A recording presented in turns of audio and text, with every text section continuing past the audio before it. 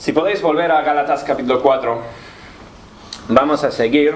Ya van varias semanas desde que miramos la última vez en Gálatas el tema del legalismo. Gálatas 4. Y por mientras, pues para que recordamos un poquito, hace poco vimos, la última semana que prediqué en Gálatas 4, vimos que el legalismo y el amor, bien, entre cristianos, son mutuamente exclusivos. El legalismo mata el amor fraternal entre los cristianos, porque el que es legalista está mirando las obras, está midiendo cómo hago yo, cómo se compara con el que está al lado, y destruye lo que es la unidad como iglesia. Y estuvimos viendo un poco esa idea la última vez. También hemos estado desarrollando la idea de que el legalismo es esclavitud. Bien, ser legalista es ser esclavo a las obras, es depender de lo que puedas hacer para ganar favor. El legalismo es depender de obras, pues para ganar favor de algún tipo. Y vimos que todos los que están en una religión, antes de ser salvos, bien, por naturaleza, la gente es religiosa y cree en algún sistema de obras para ganarse la salvación. Eso es el legalismo. Y es esclavitud. Pablo les pregunta a los Gálatas, ¿por qué es que queréis siempre dice volver a la esclavitud? Porque antes de ser salvos éramos legalistas. Estábamos dependiendo de nosotros mismos. Por lo menos los que creían en un cielo, en un Dios, estaban dependiendo de sí mismos para ganar la vida eterna hasta llegar a la salvación, que es en cambio la libertad. Bien, es romper la esclavitud a cualquier sistema de obras. Y bueno, recapitular un poquito más, dijimos que hay que tener mucho cuidado dentro de la iglesia, porque aunque fuimos salvos, aunque fuimos liberados de la esclavitud al sistema de cambiar las obras buenas por la salvación, aunque fuimos librados, cuando fuimos salvos, fácilmente volvemos al legalismo, porque es una manera fácil de medir mi progreso como cristiano, es una manera fácil de entender las cosas, y también nos hace sentir bien con nosotros mismos. Eso es el problema básico con el legalismo dentro del que es un cristiano, porque el legalista mira lo que está haciendo. Bueno, si es un pecador completo y total, pues no, le dirá que tiene que cambiar. Pero normalmente el legalista, ¿qué está haciendo? Está mirando lo que está haciendo y está confiando en ello. Y eso le hace tener seguridad, le hace pensar que las cosas van bien como cristiano, y hace que deje de ser un pecador arrepentido constantemente, deja de depender en Dios por el perdón, por el pecado, porque cree que está bien, porque cree que está siguiendo básicamente lo que tiene que hacer para vivir la vida cristiana. Así que bueno, eso es un poco de repaso. ¿Por qué es peligroso entonces el legalismo dentro de la iglesia? Uno, porque dejamos de crecer, porque dejamos de depender en que Dios nos santifique a nosotros, que Dios nos vaya cambiando, y miramos lo que estamos haciendo nosotros, y pues ya dejamos de progresar como cristianos. Y dos, porque dejamos de amar al prójimo.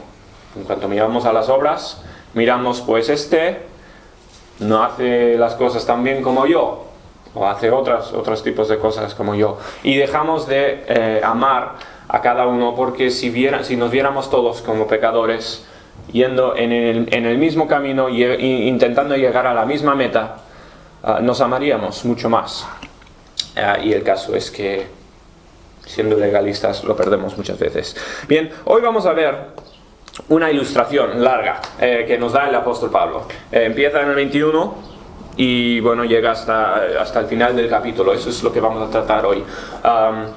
Antes de nada, creo que vamos a orar y después que Dios nos ayude entonces a mirar bien todo este pasaje. Nuestro Padre, te damos tantas gracias por el día, gracias por traernos aquí, gracias por tu palabra y por todo lo que tiene para enseñarnos. Te pido que nos bendigas en esta tarde, ayúdame a mí a la hora de compartir tu palabra, te pido que sea claro, que tu Espíritu Santo pueda hablar a través de lo que se dice en esta tarde y que cada uno aquí crezca, que nos enseñes qué es lo que tenemos que cambiar.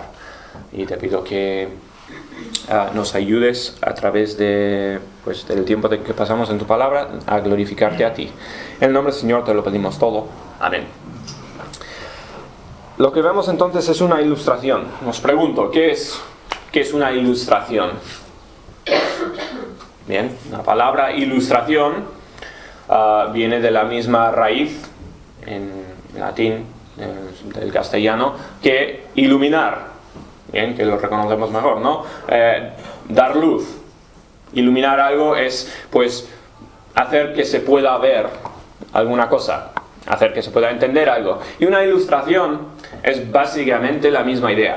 Escoger una idea, escoger un concepto, algo que quieres comunicar y darle, visualizarlo para que se pueda entender más fácilmente. A veces si estás en un libro, estás leyendo algo y ves al lado una ilustración. Y eso es algo visible para ayudarte simplemente a coger lo que es el sentido de lo que se está diciendo.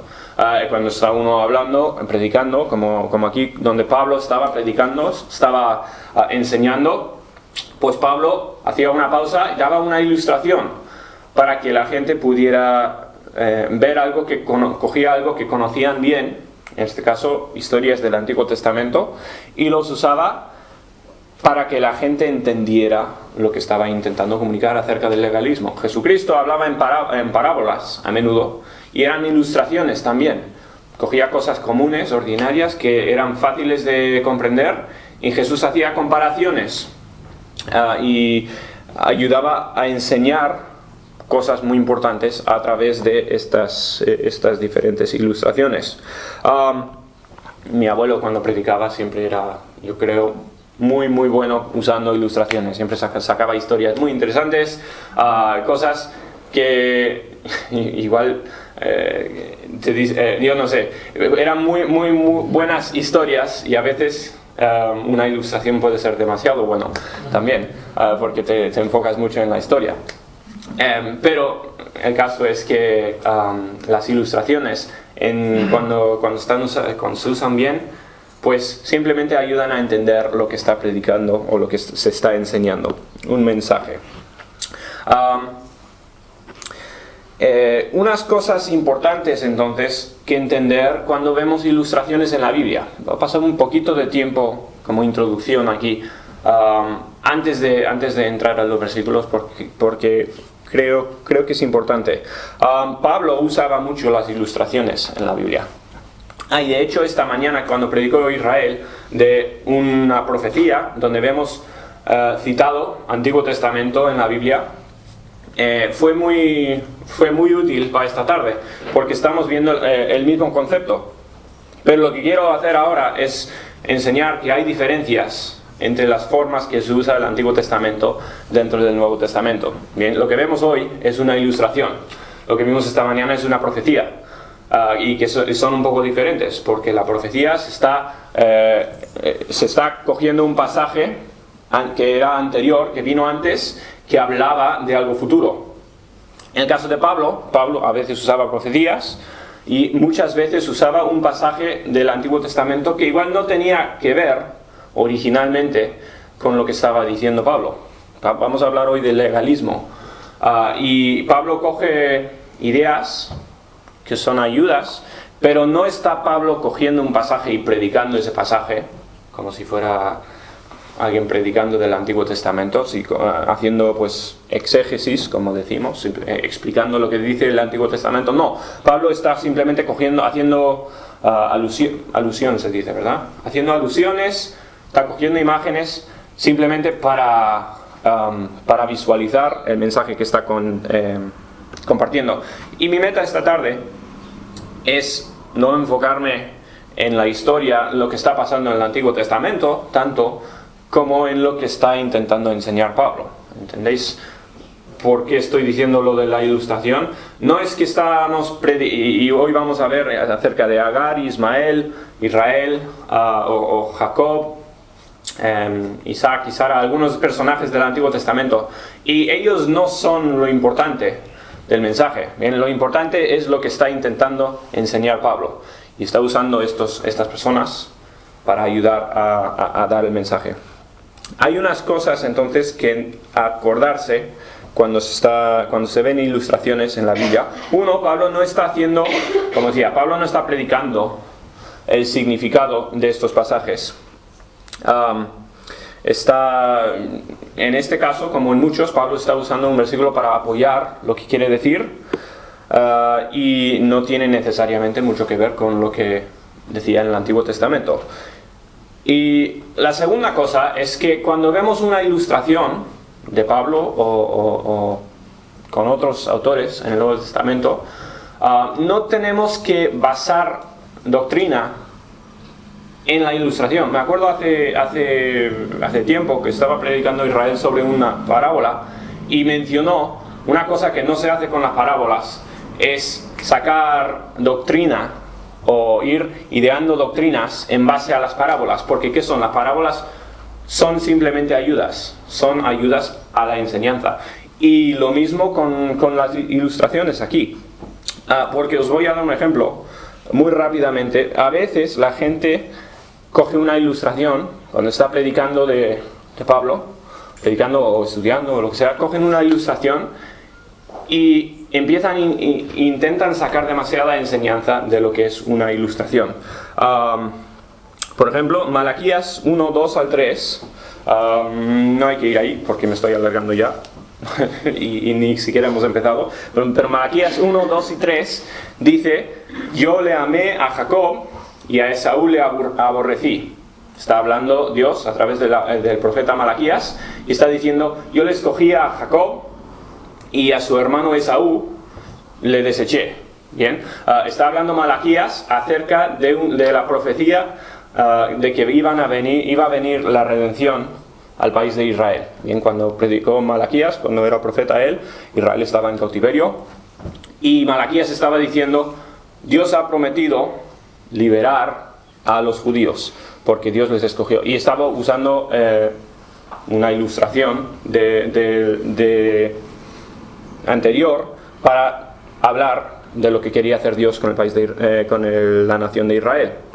Después, en Romanos 9, y es muy interesante estudiarlo, pero no tenemos tiempo esta tarde. En Romanos 9, Pablo le cita a Malaquías, que está citando de Génesis. Bien, Pablo está tomando una ilustración para ilustrar otra cosa. Ya son dos ilustraciones. Y les está hablando Pablo a los judíos dentro del contexto de Romanos 9. Está diciéndoles que los judíos se han extraviado. Dios tenía un plan para los judíos. Y Pablo estaba hablando a judíos que vivían en Roma. Les estaba diciendo que se habían apartado muchísimo del plan de Dios. Ya no estaban viviendo según lo que quería Dios para los judíos. Pero una cosa que sea una doctrina que se ha formado mucho en base de la enseñanza de Pablo usando estos versículos, es la idea de que Dios dijo: yo le escojo a Jacob, le desecho a Esaú. Y ahí viene mucho de la idea de que Dios escoge a algunos para ser salvos y escoge a algunos para ir al infierno. Y es una doctrina polémica hoy en día, pero viene todo de coger una ilustración y sacarle enseñanza, sacarle mucho a la ilustración cuando es simplemente una idea. Y siempre hay que mirar el contexto, qué es lo que está predicando Pablo a la hora de decir en el pasaje donde aparece esta ilustración, y entender qué nos está ayudando a entender la ilustración. Todo esto para decir, hoy vamos a hablar de el legalismo. Sorpresa, sorpresa. Vamos a seguir con lo que hemos estado viendo a través de todo Gálatas y ver que esta ilustración es para ayudarnos a entender un poquito más de lo que es el legalismo. Así que ya empezamos en el versículo 21. Venid conmigo a Gálatas 4:21 y empezamos a mirar los versículos. Dice Pablo: decidme los que queréis estar bajo la ley, hablando a los que quieren volver a la ley del Antiguo Testamento, entonces, los cristianos. ¿No habéis oído la ley? Lo que va a hacer ahora es dar la ilustración. Así que dice Pablo, mira lo que dice en el Antiguo Testamento, y ahora saca esta historia del Antiguo Testamento. Versículo 22, porque está escrito que Abraham tuvo dos hijos, uno de la esclava, el otro de la libre. Abraham tuvo dos hijos. Bien, ¿de qué dos hijos estamos hablando?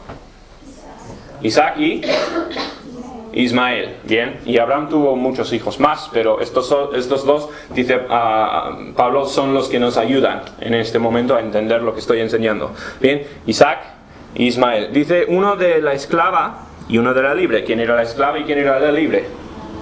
Agar, la madre de Ismael, y Sara, la esposa de Abraham. Bien, vamos a ver entonces, vamos a empezar a ver distinciones, diferencias entre estos dos hijos, los dos hijos y las dos madres. Bien, y a lo largo de toda esta ilustración vamos a ver dos ideas separadas, una asociada con Agar e Ismael y una asociada con Sara y Isaac.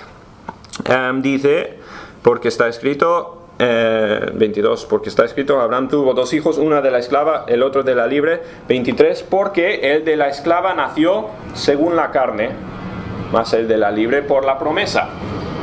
¿Qué está diciendo aquí? Aquí es una diferencia entre los dos. El que nació de la esclava, o sea, Ismael, naciendo de Agar, nació según la carne. ¿Qué está diciendo? Y no es igual lo primero que viene a la mente. Nació naturalmente, como cualquier otro bebé.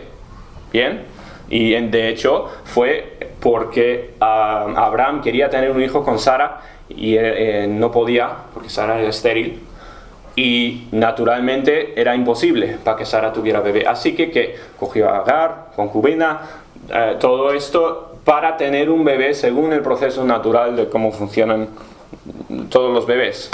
Bien, según la naturaleza, Ismael vino naturalmente, pero el de la libre, ¿cómo vino? Dice por la promesa. Bien, ¿os acordáis que Dios había prometido un hijo a Abraham? Había prometido un hijo específico, por eso se llama Isaac, el hijo de la promesa, muchas veces. Isaac nació, ahora, naturalmente, no, ¿verdad? Porque Sara era estéril, querían hijos por muchos años, no pudo, físicamente no pudo, y encima tenía ya 90 años a la hora de tener el hijo de Isaac. Bien, no había manera físicamente de que tuviera hija, pero tuvo un hijo, ¿verdad? Isaac. Y vino, este hijo fue un milagro. Por eso dice, según la promesa. Así que tenemos dos diferencias aquí. Bien, Ismael, Agar, tenía que haber hecho PowerPoint para esto, porque en esta columna tenemos Agar e Ismael. Ya vemos, una es esclava, la otra es libre. Aquí también vemos, uno es natural, el otro que es según la promesa, es milagroso, es un regalo de Dios. Bien, versículo 23, por la promesa entonces. 24, lo cual es una alegoría, lo que estaba diciendo, una ilustración. Pues estas mujeres son los dos pactos. Ya hemos hablado bastante de dos pactos, ¿os acordáis cuáles son los dos pactos en Gálatas? La ley de Moisés, lo que le dio Dios a Moisés en Sinaí diciendo, haced tal, haced todas estas cosas para ser mi pueblo. Y era un sistema enorme de sacrificios y de vivir una vida perfecta.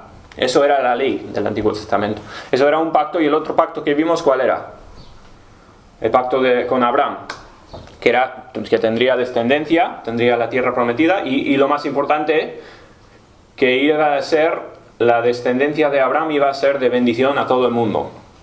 Y esa parte de la promesa es la promesa del Mesías. Bien, así que tenemos dos pactos. El pacto de la ley, lo que llegó a ser legalismo, en caso aquí de los judaizantes, y el pacto de Abraham, que era la promesa del Espíritu, del Señor Jesucristo, la promesa del Mesías. 24, lo cual es una alegoría, pues estas dos mujeres son los dos pactos. El uno proviene del monte Sinaí, la ley de Moisés, el cual da hijos para la esclavitud. Esta es Agar, para recordarnos. Porque, seguimos 25, porque Agar es el monte Sinaí en Arabia, donde vino la ley, y corresponde a la Jerusalén actual, pues esta, junto a sus hijos, está en esclavitud. Bien, muchas ideas aquí que nos está dando Pablo, pero está asociando a Agar e Ismael la ley de Moisés, todo lo que es el lado del legalismo. Dice incluso Jerusalén hoy en día la asocia con el monte Sinaí y la asocia con Jerusalén de ese día, de cuando vivía Pablo, porque Jerusalén seguía la enseñanza de los fariseos.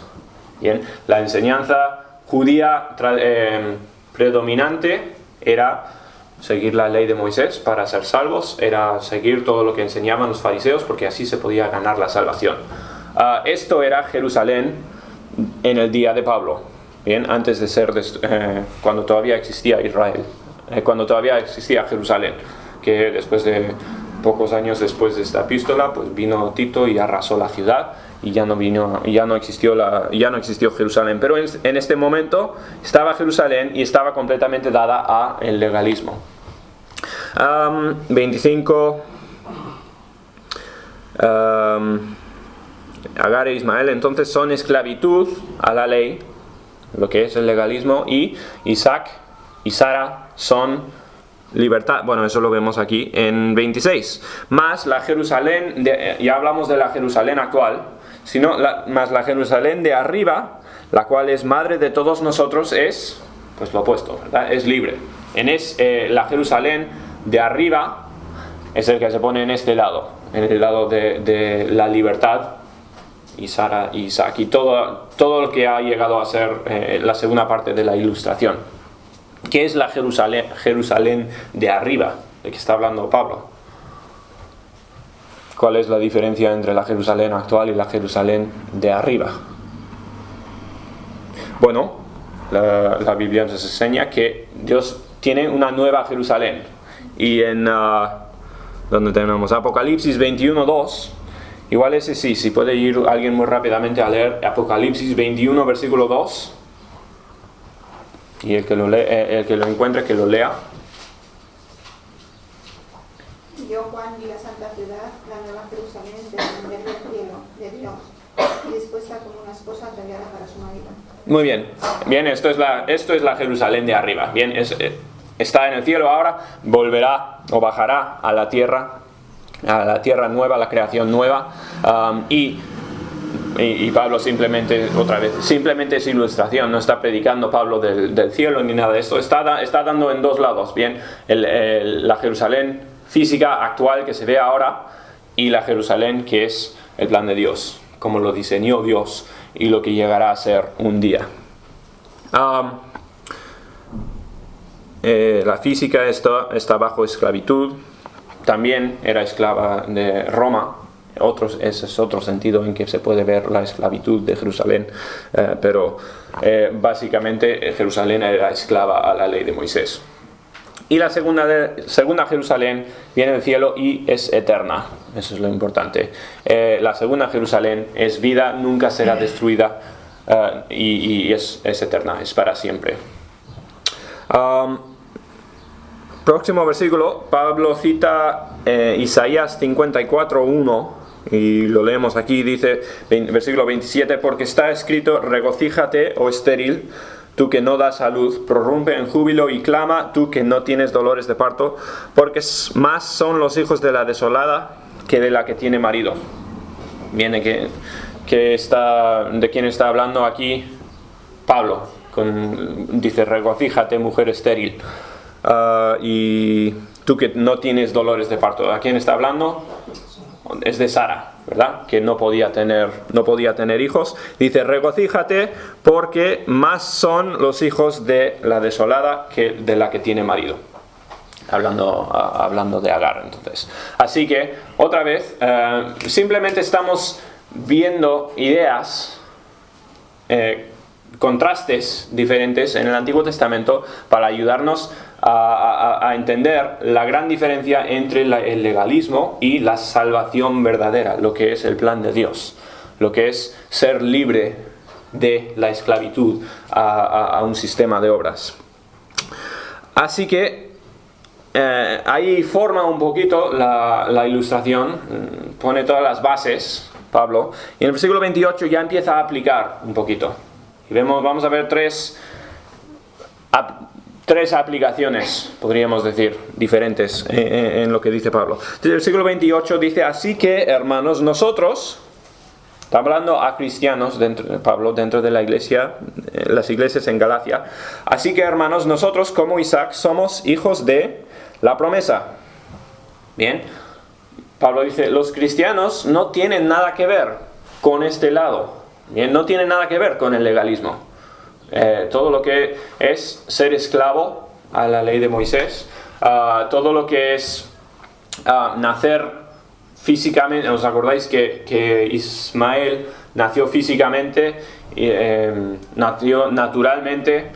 Isaac, estoy mezclando todos los nombres, Isaac nació por promesa, espiritualmente, por milagro de Dios. Pues es lo mismo con la salvación. Nosotros que hemos sido salvos somos como Isaac, nacimos de promesa, nacimos por milagro, físicamente era imposible. Los que no han sido salvos son los que están en el otro lado, ellos son los que se asocian con el legalismo, pero nosotros, si realmente somos cristianos, no tenemos parte con el legalismo, ¿bien? Porque somos nosotros hijos de promesa, no somos no somos el hombre natural. Nosotros hemos sido salvados por un milagro. Así que la primera cosa, simplemente ya basándose en la ilustración que ha creado, o recordándonos de todo lo que ha estado diciendo, dice, nosotros ya de hecho sabemos que somos descendencia de Isaac espiritualmente. Bien, así que nosotros no tenemos que ver con el legalismo, punto. Todo el libro ha estado diciendo Pablo que no tenemos que ver con el legalismo, pero aquí lo repite. Bien, el cristiano no tiene nada que ver con medir las obras, con confiar en las obras, para nada. Bien, el cristiano es salvo por la obra de Dios. Siglo 29, seguimos, dice, porque como entonces el que había nacido según la carne perseguía, el que había nacido según la carne es Ismael, perseguía al que había nacido según el Espíritu, así también ahora. ¿Vale? Otra aplicación de la ilustración que estamos haciendo. En el caso de Ismael e Isaac, ¿os acordáis que había confrontamiento entre los dos? Y sigue confrontamiento con sus descendientes. Pero en Génesis 21, 8, vamos rápidamente, Génesis 21, 8 y el 9, si me lo puede leer alguien, porfa.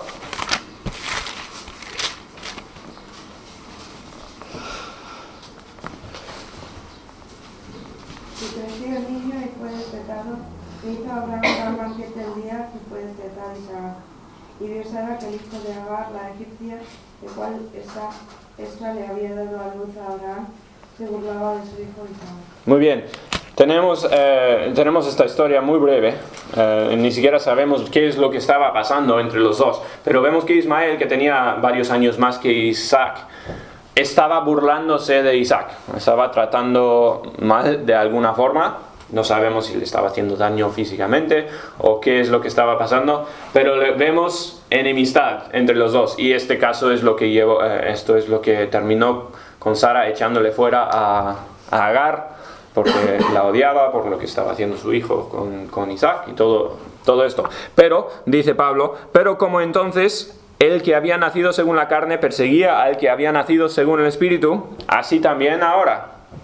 Bien, lo mismo que pasó en el Antiguo Testamento. Otra vez, cuando pasó, no es que era una figura Ismael del legalismo y Isaac de los cristianos que iban a venir, y no puedes ir al Antiguo Testamento e intentar hacer un montón de comparaciones entre Ismael y Isaac, porque eso no es el caso.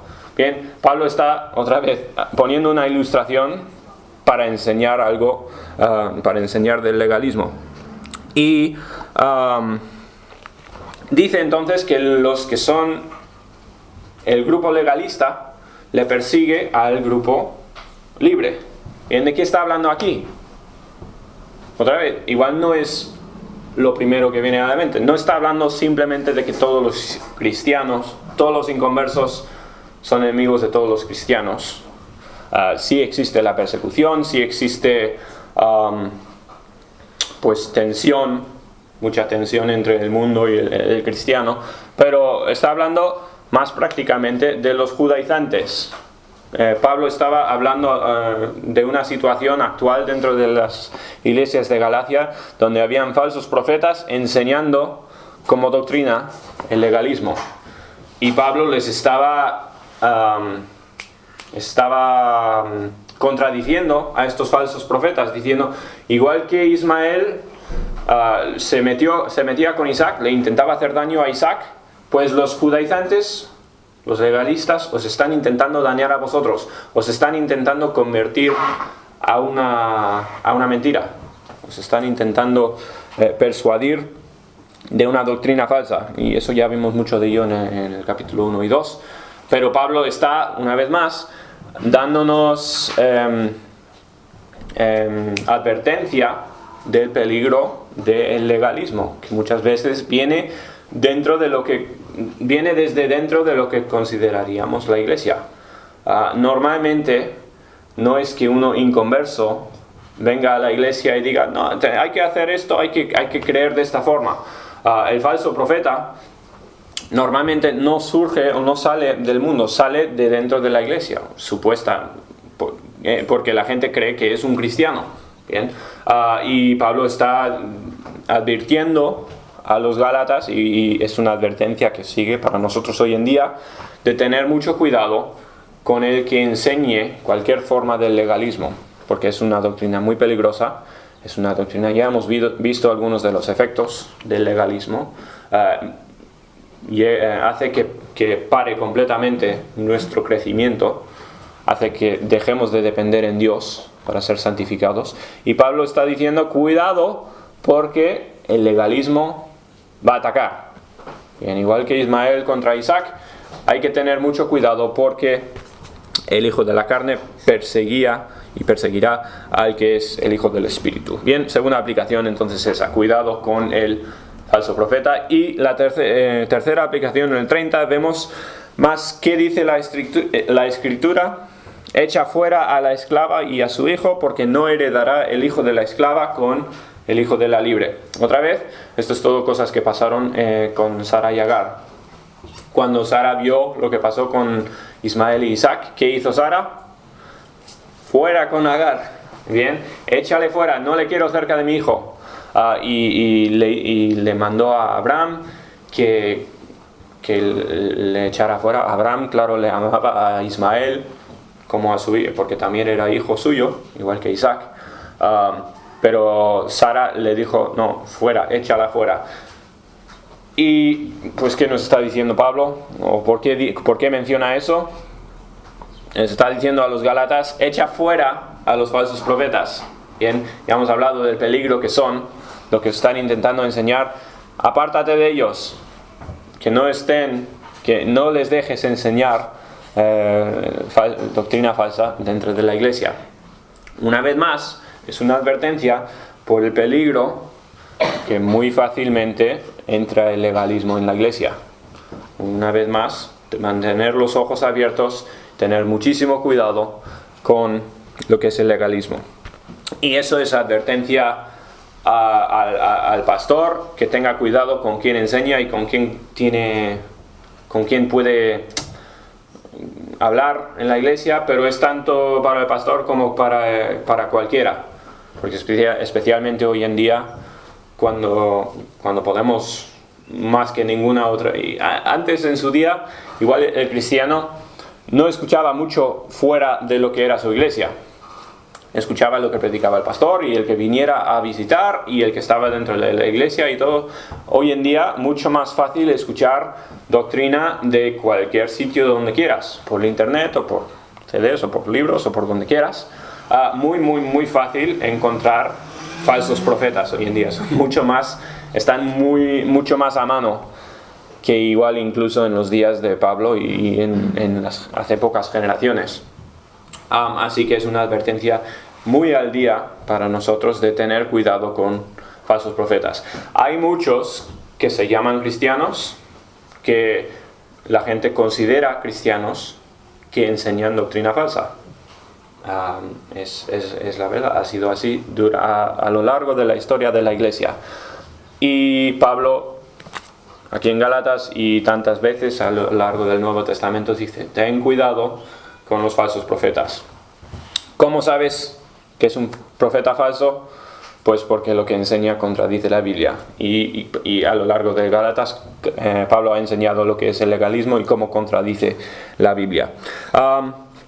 Así que concluimos 31. De manera, hermanos, que nosotros no somos hijos de la esclava, sino de la libre. Se repite un poquito, pero es como una conclusión a su ilustración a lo que está diciendo. Nosotros, y espero que todos aquí sean cristianos, bien, realmente, si somos cristianos, somos libres de esta esclavitud al pecado.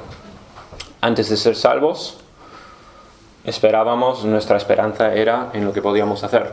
Y hoy en día, tristemente, muchísima gente está esperando que puedan ser salvos o que puedan llegar al cielo o puedan llegar a la redención de cualquier tipo en base de sus obras, en base de los sacramentos, en base de peregrinajes, en base de, la reencarnación o cualquier sistema que sea de vivir una vida buena.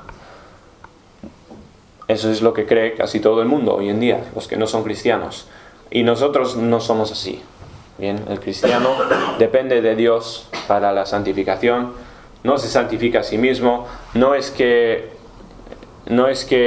vamos mejorándonos como cristianos y pecando menos y menos porque nos hacemos nosotros como Cristo. No. Nosotros con dependencia completa en Dios nos vamos acercando a la imagen de Dios porque el Espíritu Santo nos transforma desde dentro. Y en el momento en que quitamos la dependencia de Dios, dejamos de cambiar, dejaremos de crecer como cristianos. Así que, como conclusión, acuérdate que nosotros somos libres. No significa que somos buenos, y a lo contrario, significa que somos malos y no podemos nosotros ganarnos la santificación, no podemos mejorarnos nosotros. Significa que tenemos libertad a llegar a la meta, tenemos libertad de ser como Cristo, pero es libertad porque Dios nos pueda cambiar porque Dios nos puede cambiar a nosotros. Somos libres para ser transformados por la gracia de Dios a la imagen del Señor Jesucristo. Bien, ahí terminamos. No sé si hay alguna pregunta o alguna cosa que haya dejado atrás.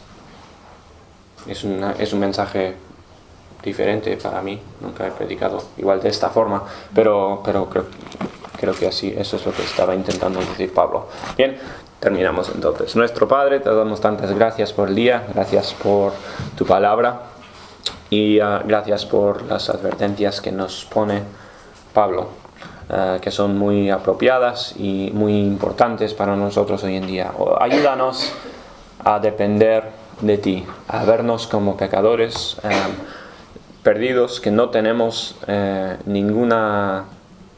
no tenemos dentro de nosotros la fuerza para cambiar, la fuerza para ser mejores personas. Ayúdanos a depender más y más de tu Espíritu Santo.